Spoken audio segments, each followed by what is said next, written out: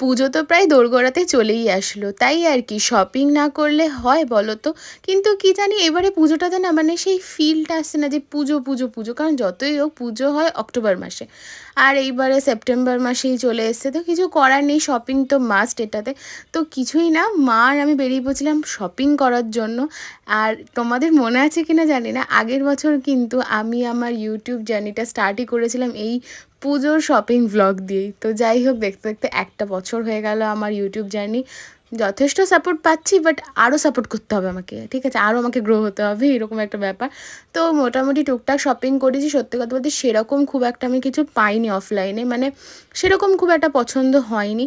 তাই যে যতটুকু পছন্দ হচ্ছে ততটুকুই কিনেছি, এখনও তো দিন বাকি আছে, এখন তো এভরিডে শপিং করতে বেরোতে হবে। তারপরে গড়িয়াহাটে গেলাম, গড়িয়াহাটে কালেকশন মোটামুটি ভালো, খারাপ না। তারপরে ঘর সাজানোর কিছু জিনিস কিনলাম, তো মা তো এখানে দামাদামি করছে, আর মায়ের বার্গেনিং স্কিলস আলাদাই। So that was it for today, চলো বাই, দেখাবে নেক্সট ভিডিওতে।